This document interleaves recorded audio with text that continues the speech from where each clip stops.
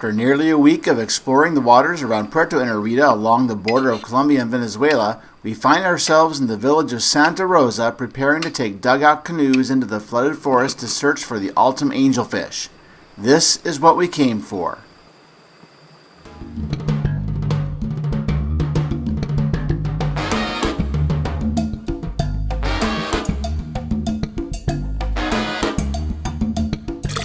Ted's Fish Room presents Colombia 2016, sponsored by Amazonas Magazine, Rapashi Superfoods, and SwissTropicals.com. Santa Rosa is a village on the Cano Bacon, which is a well-known tributary of the Rio Inarita and where a lot of ornamental fish are collected. The plan is to leave the village and travel upstream to an incomplete oxbow lake that is still connected to the main stream during this time of year when the water is high. But we cannot leave until it's completely dark and the fish have had time to move into their resting spots for the night. So we spend the rest of the day and evening visiting with the people of Santa Rosa. The Santa Rosans produce a lot of their own food, and livestock like these chickens run free in the village, which is just as much their home as it is for the people living here. The village grows crops as well, mostly for local consumption, but also to sell in Puerto Inarita. These smoked chili peppers are grown and dried communally and then ground into chili powder. Some of the hottest chili I have ever tasted. I came home with 3 different types. Fish from the river are also collected to go to the city, both for consumption and for the ornamental trade. The money is used to buy things that the community needs they cannot produce themselves. The people of Santa Rosa are descendants of Native Americans who have been living here for thousands of years, one of many cultures that spread across northern South America. Their history and culture are rich, but much of the original language and customs have been lost. These people are not isolated and are an important part of Colombia's economy by being a link between the resources of the forest and the river and the big cities. And wildlife is present everywhere, especially birds. These Oropendula have established a nesting colony in the middle of the village.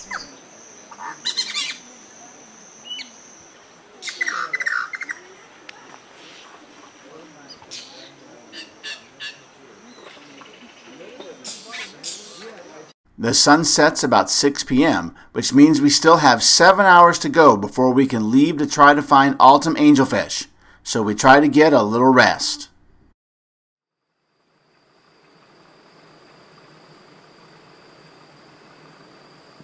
We are awoken about midnight to prepare to leave.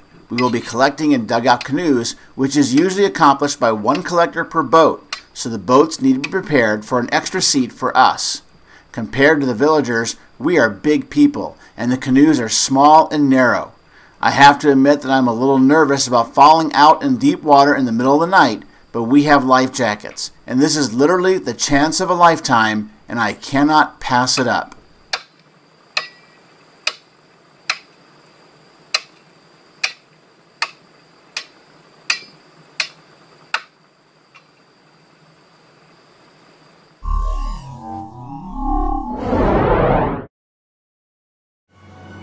Amazonas, the world's favorite aquarium magazine. Amazonas is one of the world's legendary tropical fish publications, read by tens of thousands of enthusiasts who are passionate about keeping fascinating and thriving freshwater aquariums. Every issue brings rare fish husbandry and breeding, world-class aquarium systems, freshwater aquarium advice, and thought-provoking news and much, much more. Stay inspired, stay informed, and stay connected to the world's most passionate aquarium keepers. Subscribe to the world's favorite aquarium magazine, Amazonas. Sponge filters are the choice of serious aquarists in their fish rooms because they are inexpensive and effective. The biggest mistake a fish keeper can make is to assume that there is no technical advantage to one type of filter over another. Perret filter foams are superior to other foams which will eventually break down in an aquarium. I have Perret foam filters from Swiss Tropicals that have been in constant use in my fish room for a decade. Swiss Tropicals is the exclusive distributor of Perret foam in North America and a supplier of other high-quality aquarium products. Visit SwissTropicals.com today and learn more about the aquarium filters that the experts use.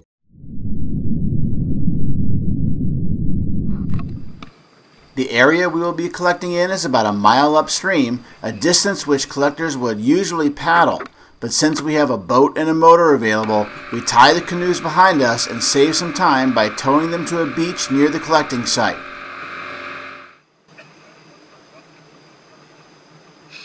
I will be in a boat with Alejandro, the collector who brought the bag full of altum angelfish into the village for us to see.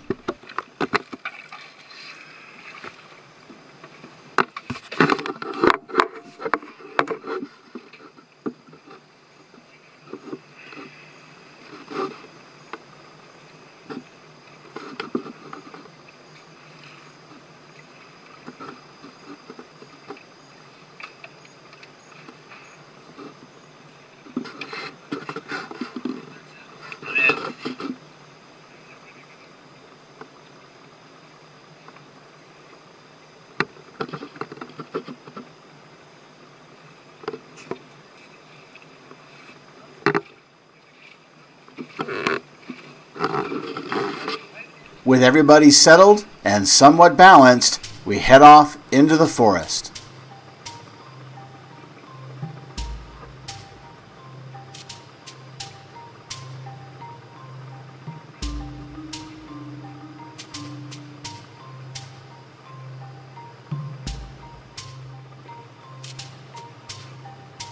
The place where the angelfish are found is an oxbow lake that is connected to the Canobacone when the water is high. The water has flooded the trees along the shore of the lake, and we can quietly paddle 100 feet or more into the trees before we reach the shore. The water is deep here, probably 15 to 20 feet where the first trees rise from the water.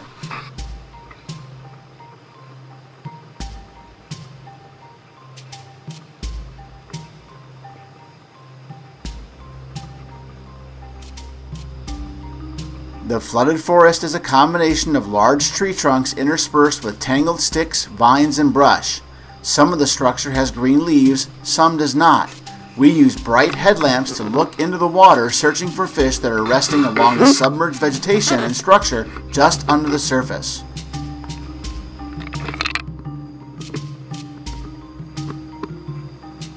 The fish are here because death lurks below.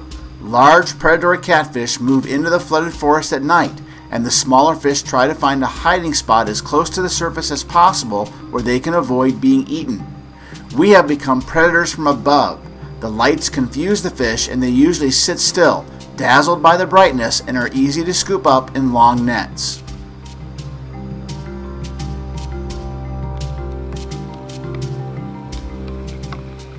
We see a lot of different types of fish as we move through the trees, such as this small peacock bass resting on top of a larger branch.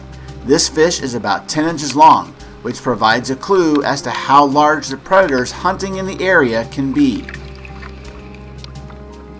Here is a Mesonota species cichlid, a festivum type, which looks a lot like an angelfish at night.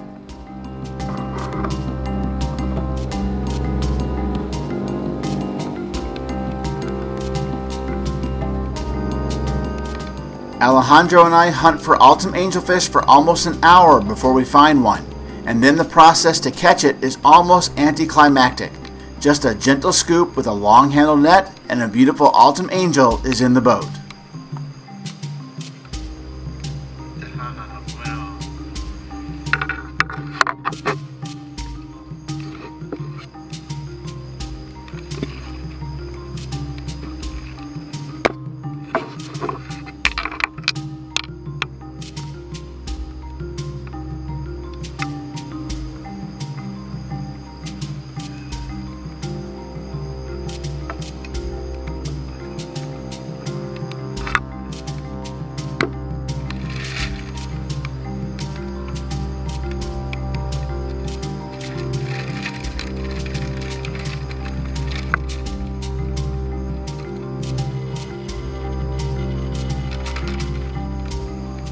We find a few more angelfish, but not a lot of them.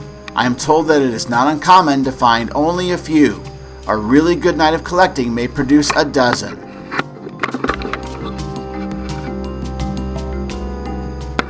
The collectors are paid about $1 or $2 for an angelfish, which is actually a lot of money for them. The village of Santa Rosa values the altum angelfish, and they are careful not to collect the large breeders or the very small juveniles. This is a strategy that Hernando has taught them, so they will have good populations of angelfish every year. It takes me a little while to make Alejandro understand that I would like to see other fish besides altum angels, but once I get that message across, we start to pull some other cool species from the river.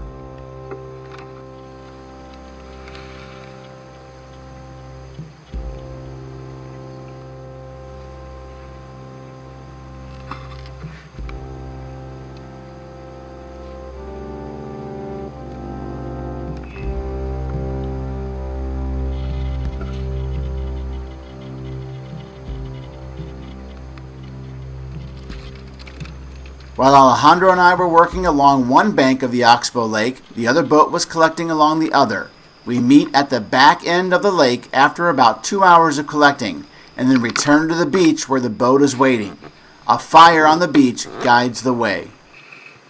I have now collected wild altum angelfish in the flooded forests of Colombia, something that I never thought that I would ever have had the chance to do.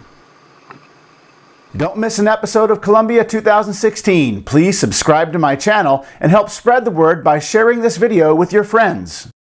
Thank you for watching Ted's Fish Room, and please check out my sponsors for this series, Repashy Superfoods, SwissTropicals.com, and Amazonas Magazine.